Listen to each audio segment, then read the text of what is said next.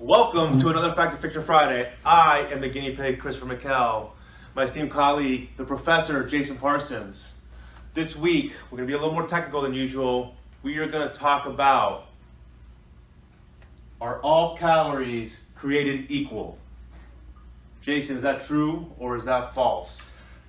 Contrary to what a lot of people say on the internet, Chris, this is actually true. Woo! There's a lot of caveats that go with that to better explain why it's true, and I think it starts with explaining what the heck a calorie is to begin with, so it makes sense to people. So let's start with that. A calorie, this term that's thrown around haphazardly all over the interwebs, is a description of the amount of energy something has, in this case with our food, providing to us. The term itself is the amount of energy needed to increase 1 gram, this tiny little square here, 1 gram of water up 1 degree centigrade at sea level. Really don't need to know that. There's not going to be a test at the end here, anything like that, so don't worry about that. But that's where it comes from, right? The universal standard for calories. So when we look at food, it's amount of calorie available in those foods. And for example, protein over here, that little tiny speck right there, that 1 gram, if that was protein, it would have 4 calories. And you can see we've written out here in the technical terms, 4 kilocalories per gram. That's Chris's handwriting right there. So protein has 4 calories per gram. If you were to eat carbohydrates, having some sugar, something like that, that same space, also 4 calories per gram. We didn't write it up here because we're trying to not instigate too much out there. I know Chris enjoys this once in a while, but 7 calories per gram are available for alcohol. It is a macronutrient, so I figured I'd throw it in there. I just want to put the image up there. And then finally, fat over here. Interestingly enough, the exact same size, 1 gram, that the protein has 4 calories, carbohydrate has 4 calories, fat has more than twice as many calories. It has 9 calories per gram. So the exact same space. And of course, doesn't matter what the thing is, if you're having a piece of food this big, if it's carbohydrates, proteins, or fats, it's going to have that same ratio of total amount of energy available. Why do we care about that? Ultimately, everything I've taught you as we've gone through time over the years to help you to lose weight, Chris, and what we've talked about in each of these videos we've worked on, is that to lose weight, you have to have more calories going out through activity, whether that's your daily activity of work and doing things with your kids and going to the mailbox or whatever it is, plus your exercise at the gym, right, going over Orange Theory. That total activity has to have more calories being used than you consume in food. So we're trying to decrease calories in your mouth, how much energy, and increase activity, energy being used through your day. That's how you lose weight. More going out than going in, right? Yeah. So the calorie is just a way of measuring that. It may as well be miles per hour to gauge how fast you're going, or gallons to determine how much water you have. It's just a unit of measurement. It's not a real thing. It's a unit of measurement. And that's important to understand because the reason this phrase up here, all calories are created equal, people start to get confused because they think that means all foods are created equal. And that's not true. All macronutrients, proteins, carbs, and fats are created equal. They're not. They're very different in how they affect your body, how you enjoy them. A lot of people really enjoy carbohydrates, sugars, sweets, especially here in America. Most Americans have probably 70% of their diet coming from sugars and carbohydrates. That's a lot. It's a huge amount. So one of the first things I did with Chris when we started working together was decrease the total amount of calories he was getting from his rice and beans, because he's Cuban American. Oh, I get that correct. Decrease the total carbohydrates, not because they're bad, but because he was having too much of them, and increase some fats and protein to make him satisfied so he's not hungry all the time, and because of this thing over here we're going to talk about Before next. we move on to this, just a quick question to clarify for layman's out there like myself that some of this Lay stuff people? gets, yeah, lay people.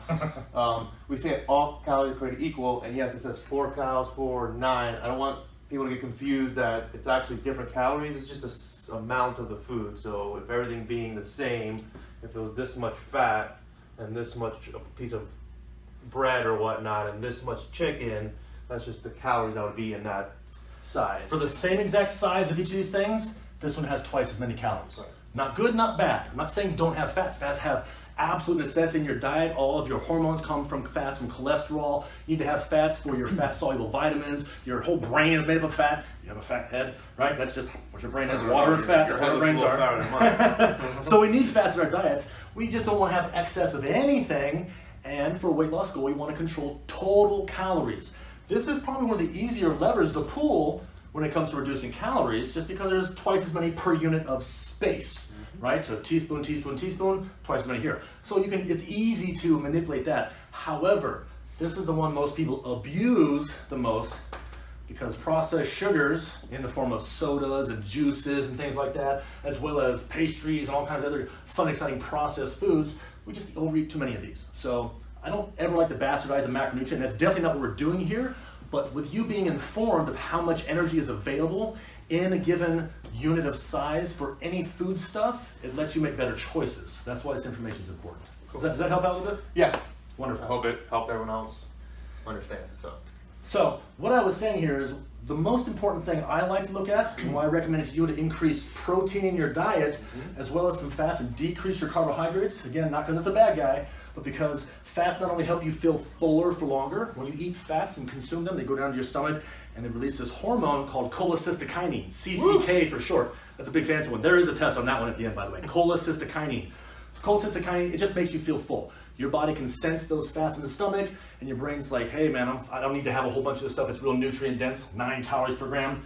You feel fuller. So that's one of the reasons I like to increase fats in people's diets. As far as increasing protein in their diet, the thermic effect of food, this big fancy science term we use over here with nutrition, basically talks about how much energy it requires to break down a foodstuff, toast, an avocado, and a nice juicy T-bone. I like how you didn't cook that T-bone. I like that as medium rare as possible. Like it raw. Just don't overcook this T-bone, people. That's terrible. Shame on you. So, with these different foods here, there's a different amount of energy your body needs to break it down, and that includes the chewing process, swallowing, digestion in the stomach, where you use acids and enzymes, and your stomach muscle actually squeezes and moves it around.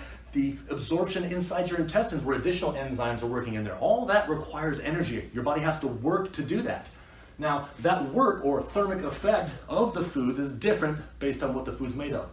In the case of things that are carbohydrate and fat, it takes between 5 and 15% of the calories that that food had available just to break it down. So that means if you ate 100 calories of toast or 100 calories of fats like an avocado, your body is going to take on average about 10% of that to break it down. So you're only even having 90 calories available to be absorbed, distributed, put in your tissues and be used. That's a cool thing to know, is that you're not even getting 100 calories. So if you're tracking this stuff in your app, right?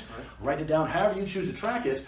That's some useful information. Very interesting. The more important thing I like to push for people getting protein in there is, if you look here, that same food stuff over here, protein, 20 to 35% of the calories that's available in a protein source are used to break it down. It's a very complex food. The proteins themselves require a lot more work, not just from chewing a piece of steak, especially if it's a terrible piece of steak. That's not good, right? A lot of gristle. But your stomach has to do more work. You have to use the acid in your stomach is mostly there to break down proteins, just so you know. Other enzymes have to be released to break them down. So there's way more work done to break down proteins.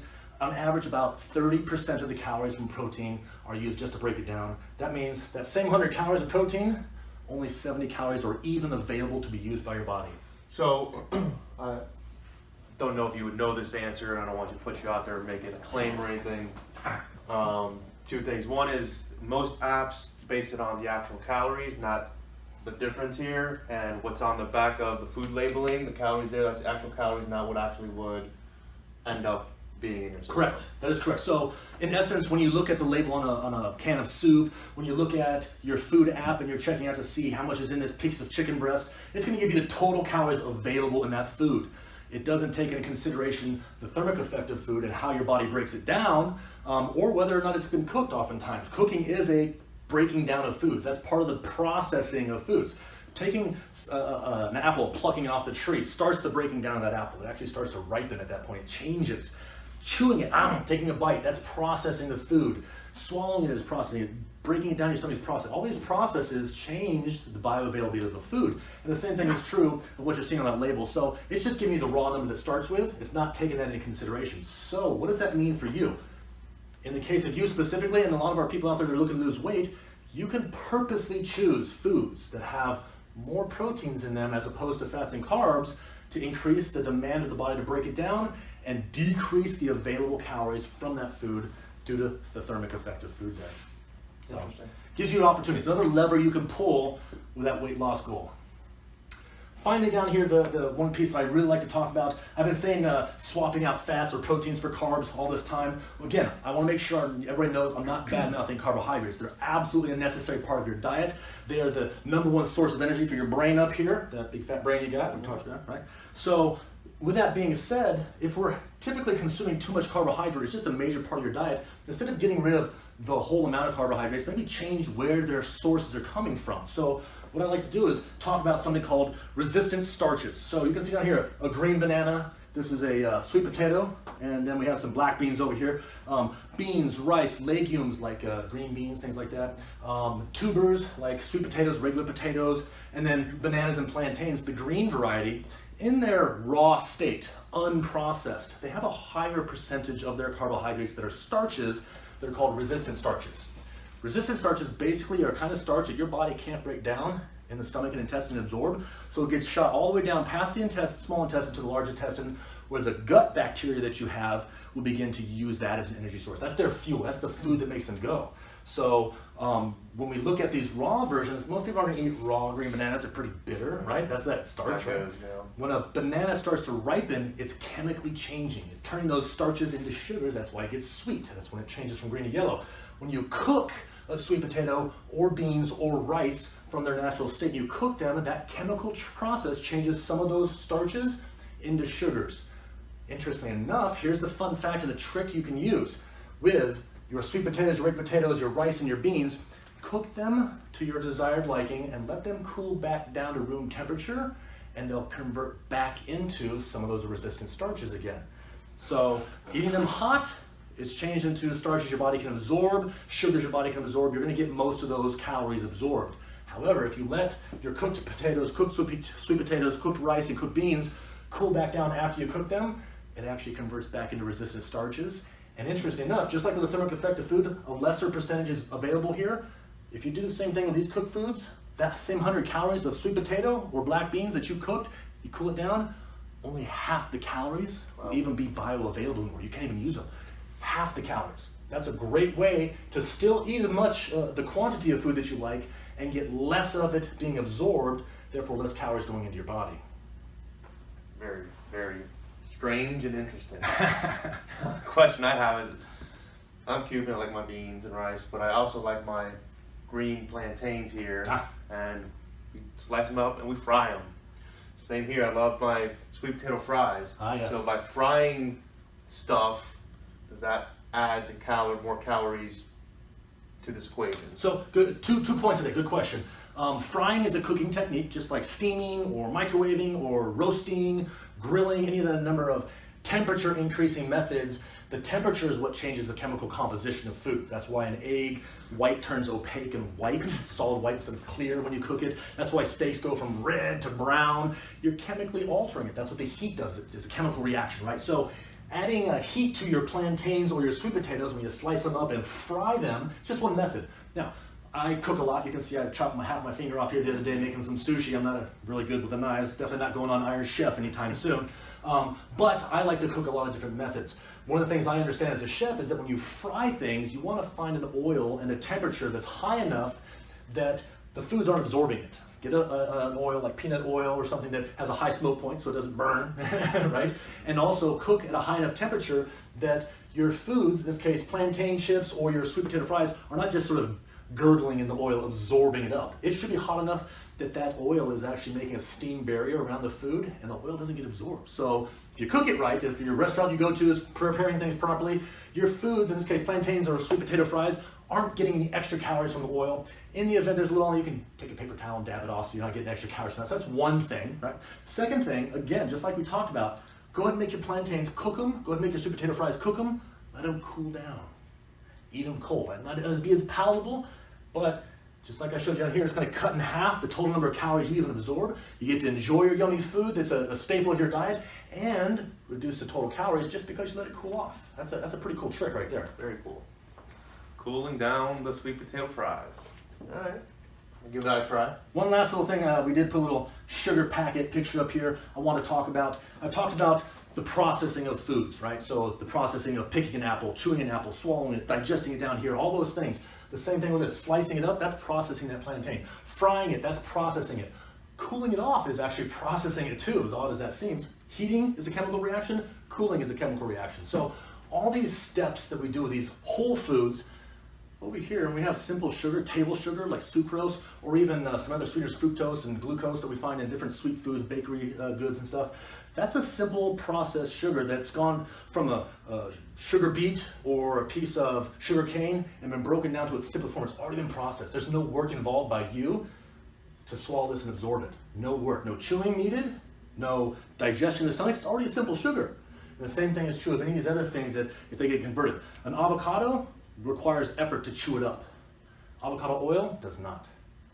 This piece of toast came from wheat at one point. If you were to go out and get wheat and chew wheat up and break it down, that requires effort from chewing and digesting. That has that thermic effect of food. Having the bread that's already been processed, not as much, right? Not as much thermic effect of food. The more you process a food, the further from raw a food goes towards the cooked or processed end of the spectrum, the less thermic effect of food, the more calories you actually absorb. Now, this is a good thing for humans since we have fire, we started cooking things over fire because cooking is a process with foods. It makes it so you get more energy out of it. And in places, in old caveman times, we needed as much energy as we could because food was rare and the next woolly mammoth might be 2 weeks away before we caught that sucker. So we had to get as much energy out as possible. Now we have a grocery store every 12 feet and there's food falling in my pockets as we speak. We have an overabundance of food and we have too many calories. So oddly enough, we want to go the opposite direction that we used to hundreds if not thousands of years ago, where we wanted to have more processed foods to get as much energy as possible. If you're overweight and you don't want to get as much energy as possible, you want to go the other direction. So move back towards less processed foods. This as your source of carbohydrates instead of simple sugars inside of a soda or a juice drink or some ice cream or something like that. There's no effort needed for a soda for that to be broken down. It's already in its simplest form. There's no thermic effect of food. You're getting all those calories. I should have drawn that woolly mammoth. It would have been a cool picture. Yeah, well, no. We don't have a brown marker. Oh well. Cool. Well, I hope you guys understood a lot of what Jason was saying. If you have any questions, as always, feel free to leave comments below. Ask any questions. We'll get to them as quickly as we can. You'll get a great response from the professor. Lots of I'll big chime words. in as much as I can. So again, this is one of our true Factor Fiction Fridays and not our false ones, although there's some little differences there. So I hope you guys enjoyed it. I'm Chris McKell, the Professor Jason Parsons. We're signing off. Till next week.